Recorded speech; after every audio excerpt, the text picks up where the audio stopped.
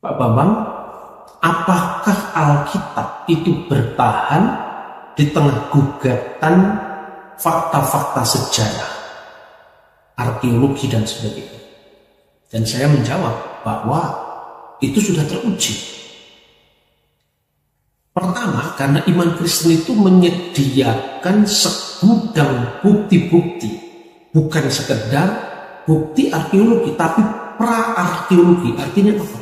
Justru yang mendorong arkeologi tentang kitab suci itu berasal dari Alkitab. Lalu saya jelaskan tentang penemuan batu Rosetta. Itu awal dari kepedulian kita terhadap arkeologi Timur Tengah. Dulunya orang hanya tahu piramid, orang hanya tahu bagaimana mumi-mumi dijual di jalan-jalan, lalu dibawa sampai ke Eropa, ke Perancis. Makanya banyak sekali mumi-mumi Mesir itu dijual dan sekarang disimpan di Museum Paris. Tetapi bukan itu. Pra-arkeologi itu didorong oleh segudang alat-alat bukti yang dimotivasi, didorong oleh kitab suci. Apa yang saya maksud dengan segudang bukti? Gereja itu diizinkan Tuhan tersebar dengan berbagai macam bahasa. Sejak awal sejarahnya pernah saya sampaikan, Kristus berkarya di Galil Hagoyim, Galilea wilayah bangsa-bangsa. Apabila Anda ingin membaca Alkitab menurut bahasa internasional saat itu, lingua franca saat itu, Perjanjian Baru tertulis dalam bahasa Yunani Koine, Biblos Genesios Yesus Kristus dan sebagainya. Ketika Anda ingin mendengar bagaimana dahulu Nabi Musa bercakap-cakap, bagaimana dahulu Daud Salomo bercakap-cakap, Anda cukup membaca Alkitab bahasa Ibrani, Biblia Hebraika Stuttgartensia terbitan modern Kristen, atau Tanakh terbitan banyak sekali penerbit Yahudi, Mesora Publishing House, Tel Aviv Publishing, banyak sekali. Dan tidak hanya melalui satu naskah Ibrani yang disebut naskah Masoretik. Kita punya yang namanya Torah Shomron, Torah Samaria. Kita punya The Dead Sea Scroll yang usianya lebih dari 2000 tahun silam. Tidak hanya di situ. Bahasa yang dipakai Yesus sehari-hari selain bahasa Ibrani sebagai bahasa ibadah, itu adalah bahasa Aramaik. Ketika pada zaman gereja mula-mula kemudian terbentuklah aksara-aksara Syriak, maka disebut Syriak Aramaik. Kita bisa menemukan bahasa Yesus itu ketika Anda bergereja di gereja Maronit di Libanon, di gereja Ortodoks Syria atau Katolik Syria di Syria, atau gereja Asiria Timur di wilayah Irak. Sampai hari ini seperti monumen hidup yang menyaksikan dan memberikan utuh-utuh bukti itu kepada kita. Kita masih bisa bercakap-cakap atau mementaskan kembali percakapan dengan Musa dalam bahasa Ibrani. Silakan mendaras kitab suci menurut bahasa itu. Mulai dari kitab Taurat, kitab Nabi-Nabi. Ketika kita bicara dengan Raja Daud dan Raja Sulaiman atau Nabi Sulaiman, tidak hanya tersaji dalam bahasa Koptik yang adalah ritus Mesir, atau bahasa Yunani, bahasa si Perjanjian Baru, tapi bahasa asli Ibrani pun masih ada, karena apa yang di tangan orang Yahudi itu sama dengan kitab suci yang di tangan orang Kristen. Nah, ini bukti-bukti sejarah yang tidak mungkin barangkali bisa dimiliki oleh komunitas manapun juga. Oleh karena itu, saya memburu buku-buku semacam ini jauh sebelum era digital yang sangat modern ini. Tahun 1995 dalam perjalanan saya ke Damaskus bersama dengan Abu Daniel, saya menemukan kitab ini. Inilah Alkitab dalam bahasa Kristus yang disebut Pesito dalam kod atau gaya tulisan Serto yang akhirnya nanti berkembang menjadi bahasa huruf Arab klasik yang namanya huruf Kufi. Ini tersedia di gereja. Ketika Anda bahkan ingin bercakap-cakap di dalam bahasa Fir'aun, bukan hanya Anda bisa belajar dari komunitas Yahudi yang menyajikan kisah-kisah Fir'aun dalam bahasa Ibrani, tetapi Anda bisa mengaksesnya langsung dari bahasa Fir'aun yang sampai sekarang masih dipertahankan di gereja Ortodok Koptik yang disebut bahasa Koptik. Jadi tidak hanya kita bisa menyusun seperti ini, saudara-saudara, Sekarang ini tersaji ini naskah-naskah Laut Mati yang sudah di reprint ya, dengan tulisan tangan seperti dulu tapi sudah dicetak. Sekarang ini tersedia. Ini terbitan dari Museum Israel. Bahkan setiap tahun Anda bisa menerima perkembangan kajian-kajian dari arkeologi khususnya di Holy Land. Jadi setelah arkeologi Mesir kuno yang melahirkan Egyptologi, kemudian penggalian di kota Abraham yang namanya Ur, lalu tembok Yeriko, dan kemudian arkeologi Holy Land seperti yang misalnya Anda bisa jumpa ini ada 5 jilid terbaru ya dari The New Encyclopedia of Archaeology in Holy Land. Buku ini ada 5 jilid dan ini melaporkan perkembangan terbaru dari penemuan-penemuan arkeologi yang erat berkaitan dengan Alkitab. Bahkan ketika kita membaca Alkitab misalnya dari Kisah Rasul pasal 2 yang menceritakan bahwa pada saat pencurahan Roh Kudus pada perayaan Had Shavuot, perayaan Pentakosta Yahudi, mereka tidak hanya datang dari wilayah-wilayah Kekaisaran Roma, tapi mereka datang dari Partia, Elam, penduduk Mesopotamia yang bahasanya adalah bahasa Arab. Dan itu dibuktikan dengan Aramaik dokumen yang sampai tersebar di Ancient Egypt. Ini ada beberapa naskah yang isinya kontrak dagang pada zamannya, dan ini sudah diterbitkan di Israel ya, beberapa jilid buku ini.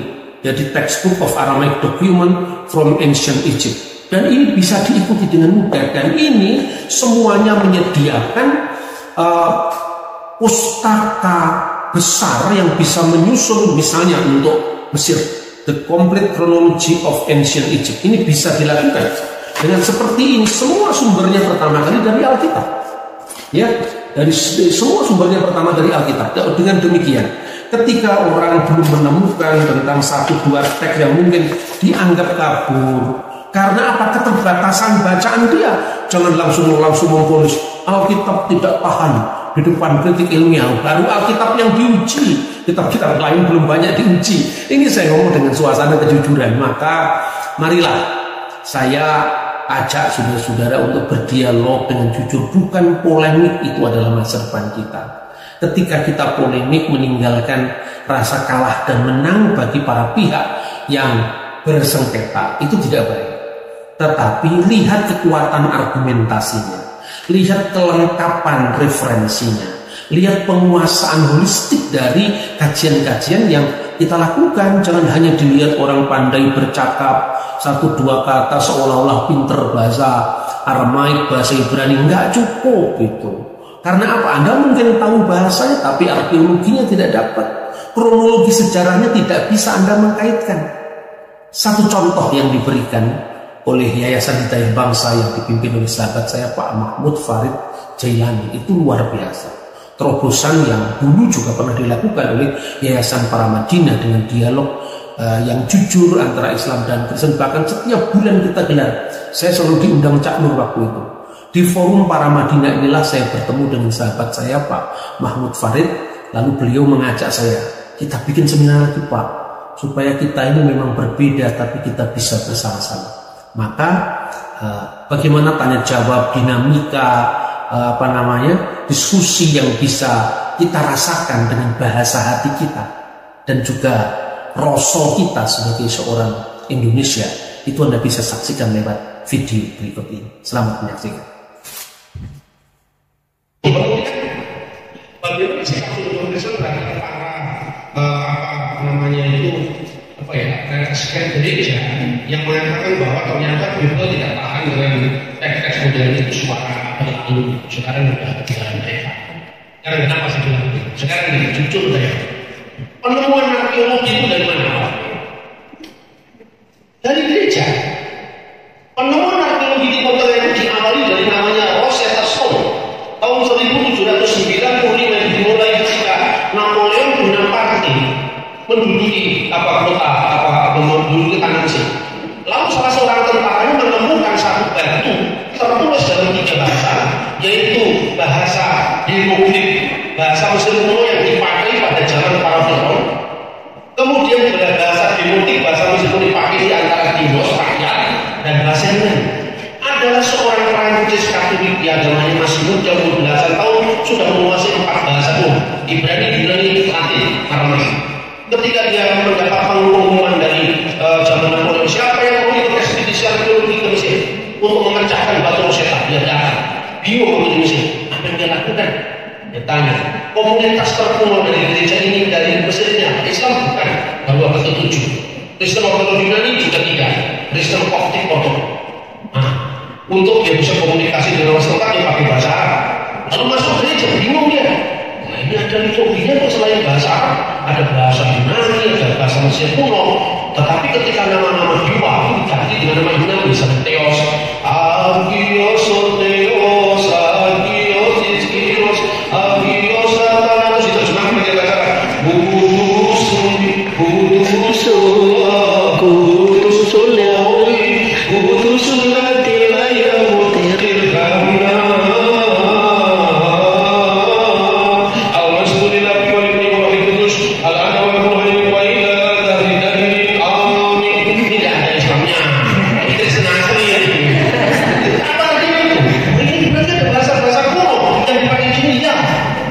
bisa belajar di anak-anak ini 23 tahun dia bisa memecahkan batu Rosetta itu terkenal kan?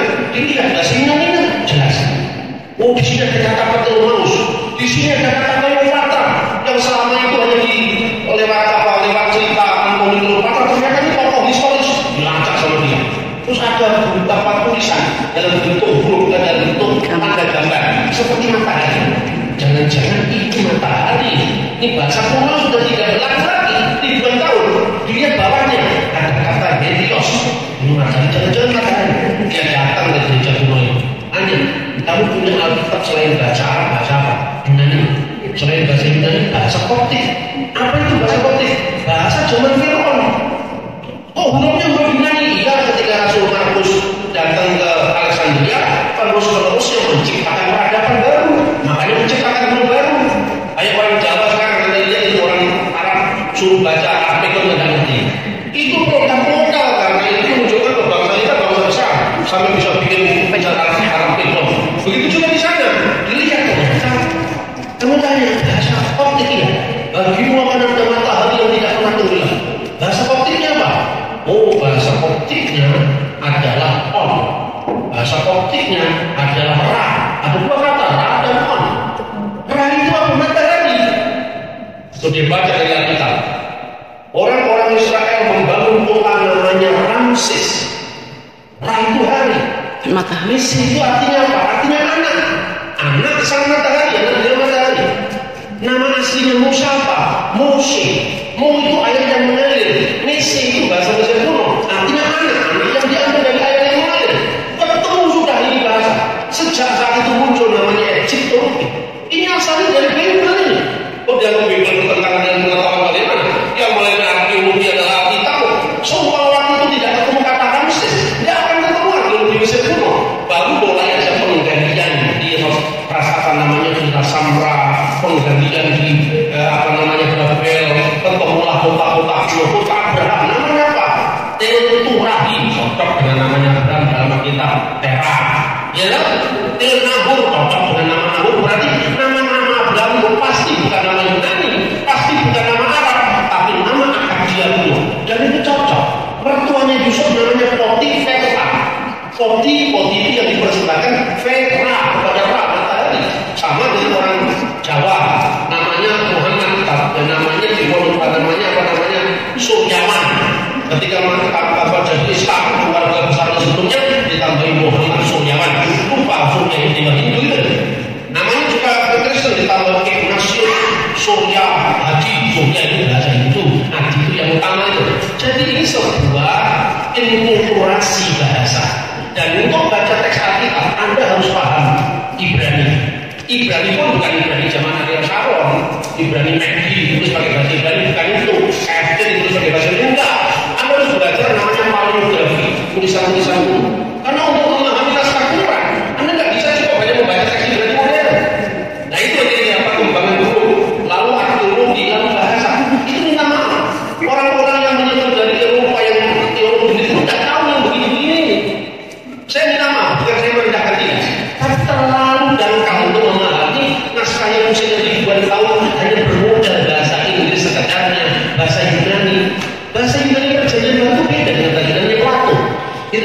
Terus yang terakhir, kemudian dari arkeologi Mesir kuno itu muncul arkeologi kota Abraham, Ur Kasdim, baru muncul penggalian Yeriko. Setelah Yeriko, baru muncul penggalian Holy Land. Pada saat para teolog yang meragukan bahwa teks itu hanya bersifat simbolik, itu muncul sebelum era penemuan arkeologi. Satu contoh misalnya, seorang meragukan apakah dalam Perjanjian Baru ada ungkapan 5 serambi dalam kolam Siloam. Mana tidak pernah ada arkeologi membuktikan ada 5 serambi. Lalu dia tafsirkan kalau itu hanya sifatnya alegoris. 5 serambi itu 5 orang Musa. Jadi itu nggak bisa dipahami secara terang.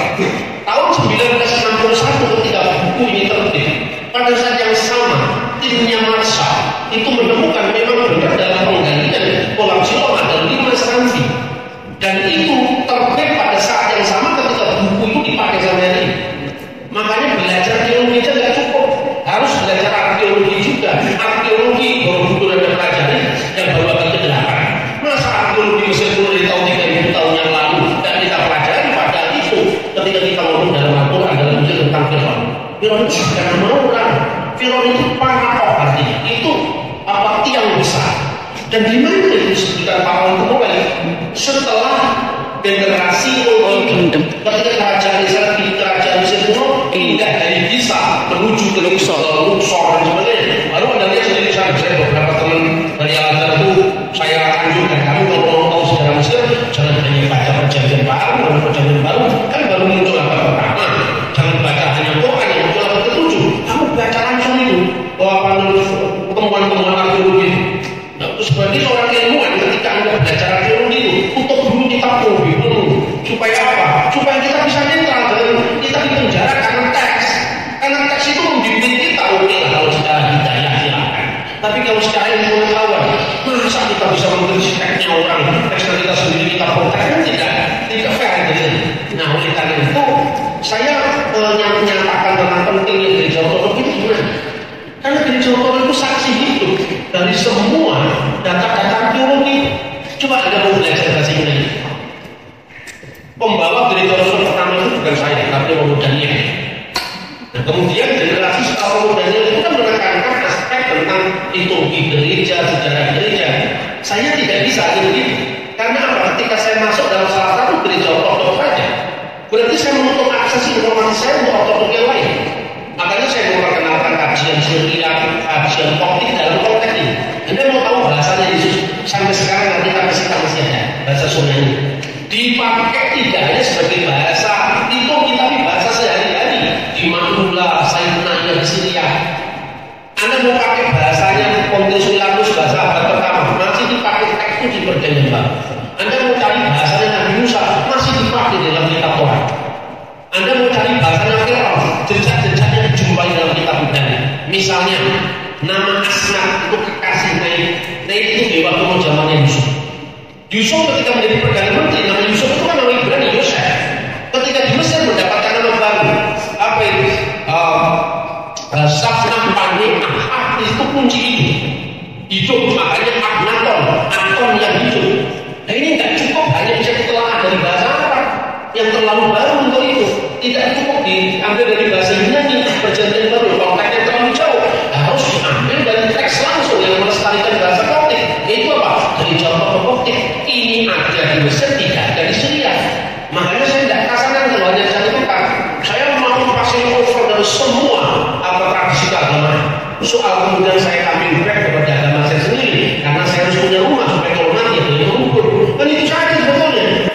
Ya, ini tadi barusan Anda bisa menyaksikan bagaimana diskusi yang penuh persahabatan yang bertempat di kampus YIN Salatiga. Kita memang berbeda, tapi toh kita bisa bersama-sama. Jadi saya membahas tentang bagaimana tanggapan saya ketika ditanya tentang bukti-bukti bahwa Alkitab itu bisa bertahan di tengah gempuran studi kritik sejarah. Anda pasti menikmati apa yang saya sajikan, dan jalan dialog yang seperti ini bisa kita lanjutkan melalui forum yang lebih luas lagi demi Indonesia masa depan.